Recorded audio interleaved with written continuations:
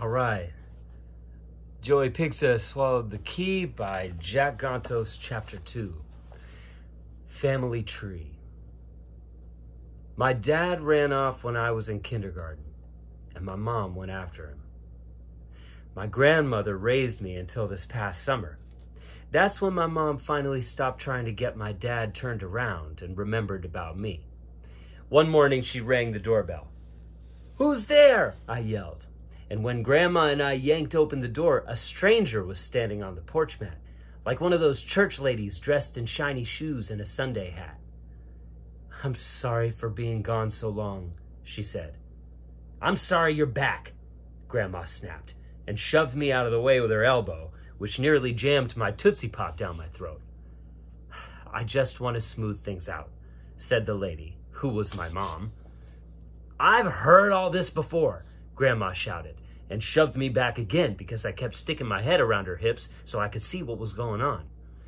I really wasn't sure what either of them was talking about because I didn't recognize the lady. Then she pushed the door open and took one big giant step right into the living room before anyone told her she could. "Hi, Joey," she said. "I'm your mom." When she reached out and tried to touch my head, I ducked away and said I wasn't sure she was my mom because I didn't even remember what she looked like. She got an awful pain across her face, and I figured she must be my mom because no stranger would have been so hurt by what I'd said. But she didn't crumble. Instead, she started walking all through the rooms, just shaking her head at the way Grandma and I kept things. "Now that I'm back," she said, "things are going to change around here. No more living in a pig pen." Then right away, she started making up new rules and trying to take control of me and Grandma and the house. I didn't like her at all. And during those first weeks she was back, we all fought pretty good.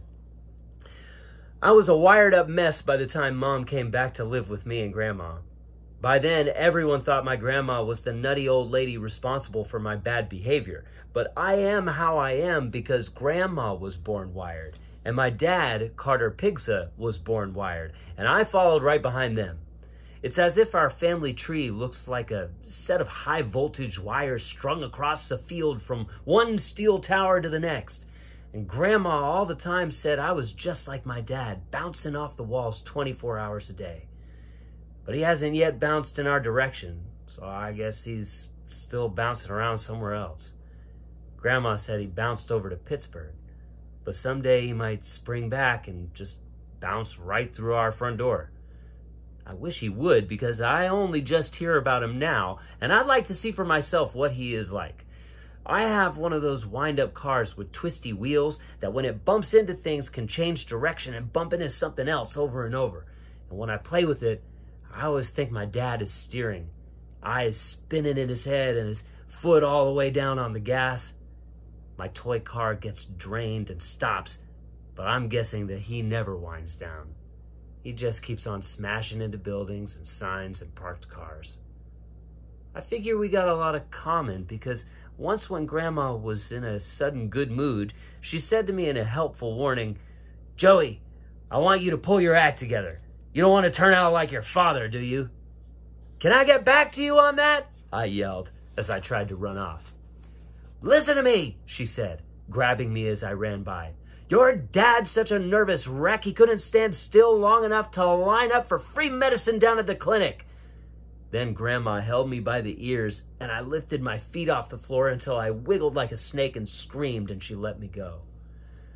People who blame Grandma for my behavior are unfair to think that she was really the crazy one and I was innocent. It was more that we were whacked out partners. We zipped around the house and slapped at each other like one of those world wrestling tag teams. I'd be the Hulk and she'd be Dr. Doom, and when the phone rang, we'd run at it, screaming and yelling and slam into each other, and by the time one of us got the upper hand, the person on the other end had freaked out and hung up. And nothing in the house was ever finished or cleaned up right. A jigsaw puzzle of ancient Egypt outlined the dining room table with the extra pieces piled up like pyramids spilling over onto the floor. I had stacks of homework I had forgotten, and drawings of my grandmother's face on big locust bug bodies all taped to the floors as if she'd been squashed by a truck. I stuck wet leaves over the windows, glued my stuffed animals to the chairs, hid all the oven knobs in the dead plant pots, and made huge string spider webs between the doorknobs and ceiling lights and floor vents. Every now and again, I'd catch Grandma in a web, and she'd get tangled up. "Help me! Help me!" she'd squeak like the fly with the human face in that crazy bug movie. Sometimes she could be funny, but not often. Most times, she'd just get mad and keep after me nonstop and complain about everything I did. "Don't touch! Don't wiggle! Don't run! Don't yell!" she'd bark out. No matter what I touched or said or did, I felt like I was in a cartoon hell, standing on hot coals with little red devils poking me in the bottom with pitchforks as I jumped from one fiery place to another. Even the words I spoke scalded my tongue. And if by accident I'd sit still for a minute and just vibrate, she'd complain anyway. She could yell at me and knit at the same time. She'd get those needles going as if she were fighting off the Three Musketeers all at once. And before long, she'd have a strip of wool that could reach around our block or row houses and be tied in a bow. But it never amounted to anything. Everything started, became nothing finished.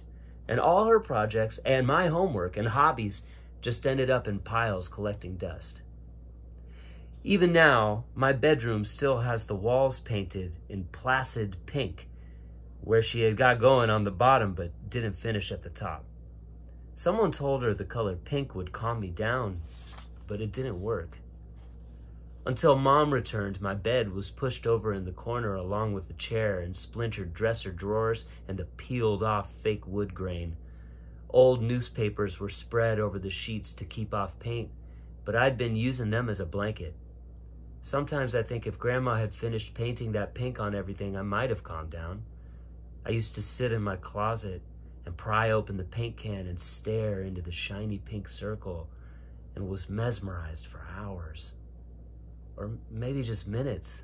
I can never tell.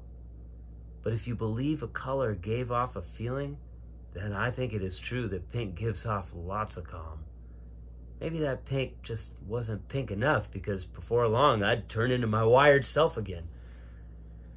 After Mom came back this past summer and started to organize things, Grandma got worse.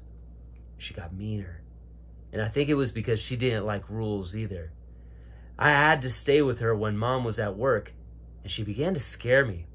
About a month before school started, she was mean all morning as usual, and in the afternoon, instead of settling down to knit, she kept getting meaner and meaner. And finally, she got so mad at me for bouncing around, she threw everything out of the refrigerator and yanked out the shelves and flung them across the floor. "Now get inside and stay inside," she said with the ketchup bottle still spinning around her feet like a bowling pin. That slowed me down. I looked at her, and her dentures were pulled over to one side and snapping like she couldn't control them, like they could climb up the side of her face and bite her own ear off. "In!" she shouted. "Get in before I blow a fuse!" A hot, steamy sound came out with each word. "Don't make me," I said, hopping from foot to foot. "Don't." "In," she said, and her body snapped like a whip. "I said get in or I'll tell your mom you won't listen to my rules." But I wouldn't get in. I knew there were good rules and bad rules, and having a timeout inside a refrigerator was a bad rule. "Lousy, no good kid," she said, slamming the door. "I need a break." She turned and marched outside to smoke a cigarette while sitting on the porch rocker. In a minute, I heard her get after someone about throwing trash in our yard, and then she stomped off. When my mom came home that night from work, I was alone and scared. She saw the kitchen all a mess, and I told her what had happened. "No wonder you're a nervous wreck," Mom said, and she was angry. We went looking for Grandma and found one scuffed up shoe down by the corner sewer grate, and that was all. After Mom thought about it, she said, Grandma was probably so wired she slipped right down into the sewer and was washed away for good. We never did call the police, and for a couple of days, I kept bending down over the iron grate and cupping my hands and shouting into the dark hole, "Grandma! Grandma, I forgive you, come back!" She never answered, and I was sorry because I was the same as her at times when I lost it. "Grandma isn't exactly like you," Mom said to me after I told her I was sad. "The difference is she's more active in the mouth, and you are more active in the feet." Grandma was always saying the wrong hurtful things for half the day. Then she spent the other half the day apologizing. "She has a hyperactive mouth," my mother said. "You know how sometimes you can't stop moving your feet or swinging on the doors or jumping on the bed?" "Yes," I said, hanging my head and scratching at the dry patch on my scalp that I had already rubbed bald and a little bloody. Mom pulled my hand away and held it between hers. "Wow, your grandmother can't help but say things like, 'You don't know what you're doing. You ruined everything. You never listen to me. I always said you were as dumb as dirt.'" Mom was right.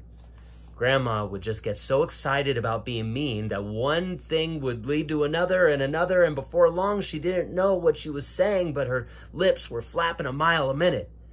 Then, when she finally settled down, she would feel bad.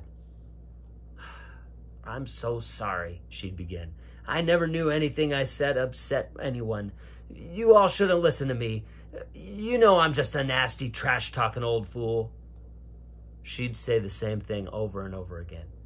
She should have been on meds too. Big-time grandma-sized meds. But because she was a grandma, people didn't think she was sick. They just called her a batty old bird. But she was sick, like me, only old, so her sickness was different. Now, all that's changed since Mom came back, and I couldn't live without her because she's really the one who understands how I am when I get worked up into a wild spell. Like yesterday, before school, when I was playing stuntman in the early morning. I was diving from the top of the stepladder Mom had left up to change the burned-out ceiling lights. I belly flopped onto the couch, then bounced onto the floor. She woke up, and in seconds pinned me down and pressed her face to mine and said, "So what's up, Doc? You gonna be even or odd today?" "Can I get back to you on that?" I said, trying to squirm away. And then suddenly she held out both fists in front of me. "Pick one," she said. I did, and my pill was in her hand. It's always in her hand, like she's some kind of magic Pez meds dispenser. "See," she said calmly and stroked my head. "You know how to choose what's good for you. So, are you going to put the ladder away?" "Yeah," I said, laughing, and got to my feet. I swallowed my pill without water and could feel it roll, then stumble, then roll a little more, then stumble all the way down my throat and vanish into my belly. Then I picked the ladder up and darted across the room. But my aim was off and I slammed into the door jamb. That jarred me. Then I tried it again and again until I nearly had all the paint chipped off around the dented woodwork, and she just let me keep on trying until finally I got the ladder and the opening lined up just right and stumbled through and plowed into the kitchen table and knocked the plastic rooster salt and pepper shakers to the floor. "Even when you were a baby, you had a hard time getting a square peg into a square hole," she called out from behind me. "Remember rule number 1. Slow down and think about what you're doing." Mom is big on rules for me.